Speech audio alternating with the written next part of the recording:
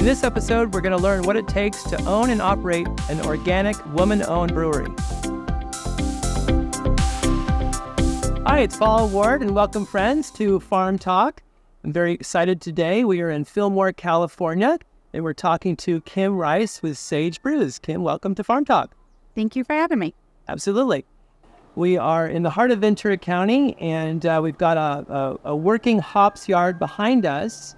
And you can probably hear some roosters and chickens off in the distance. And I'm sure they're going to be squawking the entire time that we're talking, but it is a working farm. So Kim wanted to talk to you for several reasons today. You are a lady brewmaster. You make organic beer, and it's regenerative, and you're branching out into new markets. So you've got a lot going on. How did you become a brewmaster? I was working in film for 10 plus years in LA, and then on a hiatus once I had worked at Sage, which is a small chain of vegan restaurants in Los Angeles. Worked there their first week open, left a couple months later, but stayed friends with the owners, Molly and Mimi, and came back years later. While I was there, I was interested in beer always, and craft beer was like exploding at that time. And I thought there was like a lot of really big excitement around it and interesting science and stuff. So I met somebody there who was Molly's brother-in-law. We started brewing together because I had a little 1-gallon kit I was too afraid to use by myself. And then he was like, I have a 5-gallon kit. So we started brewing on that, and then quickly started brewing at Molly's house on Mondays because she knew she wanted to open a brewery eventually. And it took us a couple years to get the brewery open. And so we had lots of practice for our home brews to get into pro brewing. But, it was still a big jump start into it, and there was a lot to learn, and still is. So, yeah. Uh-huh. And now you are all over Southern California and making organic beer with different locally sourced fruits. Yeah, for sure. So now we're mostly based in LA. We're getting a little further out here and there. And we just got picked up by some distribution for Scout Distribution. So hopefully we'll reach a little further. But up until recently, we've mostly focused on making beer for our restaurants. And part of that was, Molly had started these restaurants that were focused on farm to table. She wanted to have locally sourced ingredients, organic ingredients.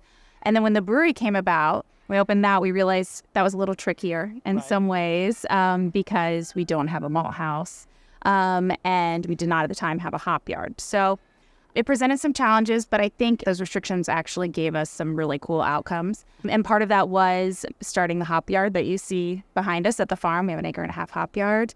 And finding a really incredible maltster up in Alameda who we can source locally from, and it's all California grown malt. And I would think that you're one of the few beers that actually is growing your own hops, and then the beer makers actually come out and help with the harvest. Yeah, for sure. So certainly, and that's something 100% keeps me constantly intrigued about it. Like I love beer, and I love the science behind it. But like I said, I came from a different background. I have degrees in something totally different, and then found beer, and it's like this really beautiful mix of science and art together, and it's a tangible product. Whereas a lot of times when I was writing for film stuff, I'd just like put it on a shelf for a minute, and not really see those results right away. With beer, you get a result right away, and you got to talk to people about it, and it really brings people together and brings in this sense of community. And then with the way that we do things that is very different than a lot of other breweries, I actually get to see the ingredients from the ground up, which is really incredible, and have like a strong connection to the beer, I feel like, because I've seen it through all of its phases. So we have this hop yard, and that is where we source, 90% of our hops. And we have enough now with our hop yard that for their Cascade variety that we can invite other breweries out to come see harvest one, which is cool because there's not a lot of hop yards in California anymore. There used to be, but no longer. And so I think a lot of brewers, it's a cool experience to actually get to see that too and touch the hops and pick the hops with everybody. And also access to wet hops, which is hard to get. And what are wet hops for folks that are watching or listening that don't know? So hops, typically what you would do with them is you would dry them down to like 8 to 10%, and then you're going to pelletize them often into what they call like T90 pellets. That's making it easier for storage, making it easier for when you're putting beer into the tank in the fermenter afterwards, because they kind of dissipate, whereas the whole cone, because the hop looks like this, right, it will get clogged up. So wet hops is when you pull the hop off the vine, and you have basically 24, 48 hours to put it in your brew. Otherwise, it starts to break down if you don't do that drying process because of the acids in there. It'll start to break down. So wet hops are a once a year kind of thing. Brewers get them typically overnight shipped to them. But when you're getting them from here, you can actually just take them home with you, or we can deliver if you're local. So it's a cool experience for brewers to have. I also think personally, we are doing something a little different than a lot of breweries. I mean, there's definitely other farm breweries out there, but in this area, there's not a ton of brewers that are getting their farms from their hops from their own farm. Right. And so it's a cool experience for me to be able to like bring other brewers out here to see why my day often seems like ridiculous and crazy when I'm like, oh, I was out at the farm, then the brewery, and then they get to see, it's all kind of coming together and you're getting to see the ingredients. Right. And I would imagine you mentioned farm to table. I would imagine there's something special about that, but also maybe just having the hops that you can then harvest and maybe use quickly. Like, is that making a fresh beer? Yeah, that's the wet hop beer, the once a year wet hop beer that comes around in like late August, early September. Mm-hmm. And yeah, that it just has a little bit of a different appeal and taste. And I think people that really enjoy beer get excited about it because they know it's this annual thing and a bit of a treat. But it just it gives off a little bit more of like a fresh, vibrant, little bit grassy flavor from the hop than if you were to dry it down. Mm-hmm. And let's talk about some of the other, some of the flavors, right? You've got, and some of the names, you've got orange dreamsicle, boozy booch, blueberry ginger. Are these beers or are these kombuchas? So those are all kombuchas. That's another difference. We have a large kombucha program that also just started when we were home brewing. We were always brewing kombucha. And then because we had this market, which was vegan restaurants, like, of course, we're going to bring in kombucha. Did not realize like quite how big of a market there was going to be for it at the time. So now I would say probably, a third of our production is kombucha. Oh, wow. And so with those, there's a bunch of different flavors that we have now. 2 are the low, no alcohol ones. And 1 is an alcoholic kombucha that I just send into a second fermentation. And that one's like a 6% alcohol kombucha. And for folks that don't know, I mean, I think people are learning, but not everybody knows or has tried kombucha. What is kombucha and what is the difference between kombucha and beer? Yeah, I'll start with beer. Both are thousands of years old, and beer has 4 main ingredients. Typically, obviously, there's other things added in, but typically it is barley, which is a wheatgrass, and that's like your malt where you get your sweetness from. And then hops, which is kind of the rock star of beer, but at the same time has been around the least amount of time. It's good for preserving beer. That's actually how it was first started to be used. But it also has all these great acids, like when you pick up a leaf, the bracts, you can see the lupulin acids in there. Mm-hmm. And those are the lupulin glands that have the acids that offsets the sweet of a beer. So you don't have just like a very sweet water there. And then you have water, which is 90% of your beer, and yeast, which are little microorganisms that without them, there would be no beer. It'd just be sugar water. They eat the sugars and turn it into alcohol and CO2. So that's your beer ingredients. Kombucha is also fermented, but it's a fermented tea. There's no barley. That's why it's gluten-free. Mm-hmm. And it's a fermented tea, depending on what kind of SCOBY you have, which I'll explain that, is either green or black tea. And then you have your sugar base, which ours is organic cane sugar because that's what the SCOBY likes. Oh, you're getting organic cane sugar? Yeah. It's not like easy to get, is it? We have a couple good sources now in town. I think it's hopefully becoming a little easier to get. Yeah, but still can be tricky. And then you have your SCOBY, which is symbiotic culture of bacteria and yeast. And that's what turns those sugars. It ferments it. And the yeast eats it, turns it into ethanol, alcohol. And then the bacteria eats that ethanol and turns it into your different kinds of acids, acetic acid, gluconic, those things. So, yeah. And you're adding other fun ingredients that are locally sourced, like blueberries and oranges. Sure. Or seasonal beers. Yeah, for sure. But the thing we get from our farm is our ginger. So we have fresh ginger and our blueberry ginger and our boozy booch. And then, some different ingredients from our farm, too, to flavor them. So you're sourcing locally grown produce, but this farm in particular is also considered a regenerative farm. What exactly is that? So before when I was saying I loved beer because it's a beautiful blend of science and art. I also always say that I'm lucky because of where I'm at. I also get a bit of activism. That has to do with the regenerative farm aspect. Because of working here and knowing Molly and Elias, I've really fallen in love with regenerative farming, and it does give a lot of hope for our earth. And it's basically traditional farming practices where you're really trying to build really good soil, nutrient-dense soil, and leaving it better than you started with. And so you're constantly trying to put good things back into the earth instead of ripping them out. And by doing that, you're also sequestering carbon, which is huge. You know, we talk about emissions a lot and things like that, but realistically, we need to draw down carbon because we already have too much in the atmosphere, even if we cut all emissions today. And regenerative farming is a really great way of doing that because it's a no-till practices. So you're not, every time you're tilling, when you're reaching into the ground and ripping things up, you're not only releasing carbon out into the atmosphere, but you're also killing all of those microorganisms that live under the ground. And there's like a quarter of our biodiversity is underground. And now we are just killing those due to heat and oxygen and things like that. So by using practices like no-till and animal integration and cover crops, things like that, then we are protecting that soil or making it really nutrient rich. And because of that, everything you grow, if you think about it, it's like little sponges, everything you grow is also going to be nutrient rich. Right. And we also do not use any kind of pesticide kind of thing or any chemical pesticides. So you're not sending you're not putting that all over your produce that's going out. So then you're just getting this really nutrient dense, beautiful product. So healthy beer and healthy kombucha. Yeah. Awesome. And did the name Kiss the Ground Beer, did that come from the regenerative farming? Yeah, so Kiss the Ground came from the nonprofit who deals with regenerative farmers and soil health and education and getting basically lobby dollars into the right hands so that regenerative farmers can get that money that they need. They're doing some really great things. Check them out. Regenerate America is their newest push for changing some laws around regenerative farming. And they approached us about doing collaboration. And they aligned perfectly with us. I was really excited to do it. And so I took a look at what can we do that will be a yearly beer that we can get year-round ingredients. So citrus for us. There's a lot of citrus at the farm.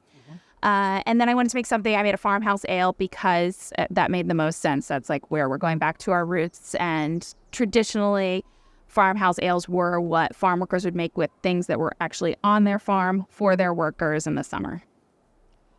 So yeah, my father actually grew up on a farm, and then when he left home, he went to college and went into computer science, and I think was trying to get his family off of the farm for a different kind of life and moved out of Ohio. And I think he wanted me to go into something like business. Instead, I chose film, much to his chagrin, but hilariously ended up back on a farm a lot of the time. But it's been really fun to reconnect with him about that and talking about, the practices that they were using versus what we are using. And but yeah, I think that it's definitely a strong connection to me. I always had a connection to farming and wanting to learn more and be more connected to my food and beverage. And this has been a really incredible way to learn about it. It's awesome. So just out of curiosity, what is it like being a woman brewmaker in a kind of a traditionally male-dominated world? I mean, everybody has their own experience, and certainly there's been some hardships of, feeling like I'm not being taken seriously a lot in the beginning. But also, I think that I've had a really incredible community because there's not a lot of women brewers or women in the brew industry in general. We band together pretty strongly. Right. And so LA has a pretty incredible community of women, and I'm heavily involved with some nonprofits that work with women and non-binary individuals in the fermentable space, Pink Boots notably. And so I think I've had a relatively good experience because I've had such strong allies. And also, in general, across the board, the LA beer scene has been really incredible to work with. And everybody is just so excitable and open to ideas and open to talking to everybody about what their process is like. I think everybody still feels like we're fighting big beer, so you're not my competition, even though you're 2 doors away, and all craft beer rises together. So, right. Yeah. Cool. And what's the future of Sage Brews? Do you see yourself expanding into other markets? I know you're kind of heading to Texas, too. Yeah, so we have a big project coming up there. Molly is about 200 acres in hill country, and so we are opening a destination brewery, restaurant, a farm restaurant, and a hospitality stay, which will have, I think, enough places for about 80 people to stay, so we can have big events there, weddings, whatnot. That part is really exciting to me, and I think one of the biggest reasons for that is it's like a blank slate. And when I think about, brewing and the opportunities that I've had here and the uniqueness of our brewery and working with this farm, I think one of the most exciting things to me is that I like to think about like what the earth can give to us to make beer instead of vice versa. And I know there's lots of like rules and traditions in brewing, and I respect them. But the more education I get, the more I learn about farming, the more I can learn about those ingredients, how to manipulate them to also work for the earth, and what kind of rules can we break to still have really great beer, but we're also making it in a way that's less harmful, more sustainable. And so with Texas, like I recently had this one, I was incredibly inspired, and I called Molly the next day and I'm like, can we grow kernza? How well does it grow in Texas? And what's that? What is kernza? Okay, good. It's a grain that has these incredibly long roots, and it's a perennial. So it stays in the ground. So it continues to keep trapping carbon.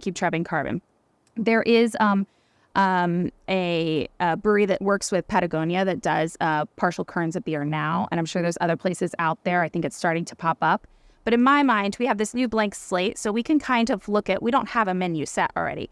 So what works for us? What can we grow and close the gap as much as we can, keep it on the farm as much as we can when it comes to growing, brewing, and selling, so that our footprint is a lot smaller. And also we're working with ingredients that are not going to harm the earth. Mm-hmm.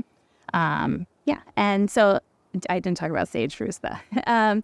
So our LA market, we are expanding a little bit outside of ourselves and outside of the restaurants. Like I said, we got picked up by distribution. So we are in talks with some places now like Whole Foods and Total Wine, and a couple things like that I'm really excited. They have good initiatives when it comes to women-owned, women-brewed, and regenerative agriculture, which is really exciting to hear that there are some places out there that really care about that kind of stuff. Mm-hmm. So we're trying to get in there, and very cool. And for folks that don't live close to the restaurants, Sure. but are listening or watching, how could they try some of your products? Is there a website that they can visit? Right now, we're not going direct to customer, but we do hope in the future we will. I think once we get things sorted out with our distribution here, hopefully. And if you're in town, please come to Sage. We've got an Echo Park restaurant and a Pasadena restaurant, and we're opening a new bar Saturday in our Echo Park restaurant. It serves both farm fresh cocktails and all of our beers. Where are the restaurants specifically? So we have two in Los Angeles, two brick and mortars in Los Angeles. We have Echo Park. And that's where we're opening our new bar, Table 16, and also has a full restaurant. And then Pasadena, we also have a restaurant. And you can also visit our website, which is sageveganbistro.com, to check out what we're doing. And we will be putting up availability if we start to get into some places like Whole Foods and Total Wine, stuff like that. Awesome. So you went from film into beer, two totally separate industries. And, you didn't go to college to be a brewmaster. So you're kind of jumping in, but you have this determination and just this drive. So how was that? You didn't have the education, but you had the will. Yeah, it certainly presented a slew of challenges and still does. It was just a really large knowledge gap. And I think in some ways that was good. I get easily bored. So when there's endless to learn and I will never master it by any means, I think that's good. That keeps me engaged constantly. I do not recommend going straight into owning a brewery after only having home brewed. Go work at a brewery on somebody else's dime, make those mistakes, learn a little bit, and then go back, because I knew nothing from the start, and it took us a lot longer, I think, to take off because of all of these little knowledge gaps that we had. But because of it, I have a really strong sense of ownership, and it's been a pretty incredible journey. Overall, in general, I would say the biggest challenge for me has been coming to terms with how to deal with, like, when you are running a small business, this constant oscillation of the highest highs you've ever had, where you're like, oh my God, I could do anything. Do you need a boat? I'll build you a boat. And then the next day being like, oh, I am so underwater. I literally don't know how I'm going to get out of this physically, mentally. emotionally, anything like that. And knowing that those, like the pendulum will swing back and you will be fine. There's just going to be a lot of ups and downs, and you have to kind of keep an even keel attitude through it all. Not that I do, but I try. And determination and just knowing that you're going to achieve it however you need to. Yeah. And I would think that you went from the 1 gallon, garage to the friend with 5 gallon, and now all of a sudden you're making these giant, is it steel? I mean, giant steel drums of beer. I mean, it's kind of a big leap as well. Yeah, absolutely. And that friend too is Sharon. He actually helped, he's still at the restaurants. He's doing more management side stuff now, but was also there in the beginning while we were trying to figure it out together. And we went from his 5 gallon batch to, we actually had like a 1 barrel system we were brewing on the first year because of permitting stuff. So that was fun. We were brewing, near daily on that system. And then now we are on basically an 8 barrel system, which is about 300 gallons. Per day? No, not per day. Okay. Probably we're brewing about once a week now, but there's lots to be done in between packaging, cellaring, cleaning, lots of cleaning. Being a brewer is being a janitor that also gets to drink some beer. So is Sage Brews getting recognized? Have you won any awards? Yeah, I'm just starting now to apply for those competitions and things like that. I just never could find the bandwidth before, but I do know it's important. We also, because we make such interesting adventurous beers, they don't always fit into a traditional category. Mm-hmm. Now there's more categories for experimental stuff. So I did just apply for our first one, and I just got a notification that we won some sort of award at California State Fair. Has a really great beer festival of all places. And we sent in our hard kombucha, the Boozy Booch. Awesome. And what are you finding that people like? I mean, you're experimenting, right? You're using locally sourced products. You're using blueberries and oranges and ginger. I mean, what are kind of the flavors that are kind of the traditional that people like, but others that maybe you're finding out that you tried that you didn't know if it was going to take off or not, and then all of a sudden people just kind of loved it? Yeah, I think I'm actually always surprised by what people are liking. I mean, you have your standards that people are going to drink, and also because we're a restaurant, we get a lot of the lighter beers ordered, because if you're having a meal, you want like a lager or a pilsner. We noticed that when we went to packaged goods, as far as cans, we started canning during the pandemic. We got a canning line, and all of a sudden, like, more IPAs are getting ordered because that's what people are drinking at home by themselves instead of out at dinner when they want something light to go with their meal. And I think people generally enjoy the seasonals. Our strawberry blonde was one of our best sellers. That really, that came out of the way a lot of our seasonals come about, I should say, is I'll come out here. Molly will say, I have a bumper crop of this. And I'm like, I don't want that to go to waste. And so then I'll make a beer out of it, or a kombucha. With that, they had strawberries that it was a really weird year weather-wise. And so they looked a little funky. And not to go off on a tangent, but we do have a problem in our society about people and imperfect fruit. Oh, yeah, I'm guilty myself. So, look to the bananas, it's like... Yeah, and I think that we are starting to get a little better to that and opening our eyes to that. But the really great thing about beer is it doesn't matter. You're not going to see it. So those strawberries tasted great, but they were a little misshapen, and she wanted to use them for something other than putting in the CSA boxes. So we made a strawberry blonde out of that, strawberry with a little bit of basil, and that was one of our more popular ones. I think it's really accessible, an accessible wheat beer. And how does that work? I mean, you get a giant crate of strawberries, and somebody's there just kind of manually cutting off all the stems. Yep. Right? And then do you smash the strawberries? Do you add them to the vat whole? How do you add a fruit to beer? Depends on what kind of fruit it is. Strawberries, we're chopping the stems, blending them up. Oftentimes we'll freeze stuff because you want to make sure you're getting rid of anything that's growing on it so it doesn't grow in your beer, any kind of bacteria or yeast or anything. Or we will do a hot side where we are putting it in boiling water, boiling it for a few minutes, and then we generally add them in secondary fermentation, which is after your beer, the alcohol has been made and your beer is nearly ready to go. You add that in and get some flavor from that in your fermenter. And you would do kind of the same process for oranges or blueberries or... Yes. Similar-ish. Oranges, we usually use the peel a lot. And that's a really cool thing about the Kiss the Ground beer, I'll say. We take our lemons and oranges from the farm. We juice them. We use those juices for the restaurant. And then I take the peels, I char the lemon peels, and then we put them in the boil with some lemon verbena. And for me, that's such a huge win because you're getting double use out of an ingredient before it goes back to compost. So anytime I can do that, I'm happy. Very cool.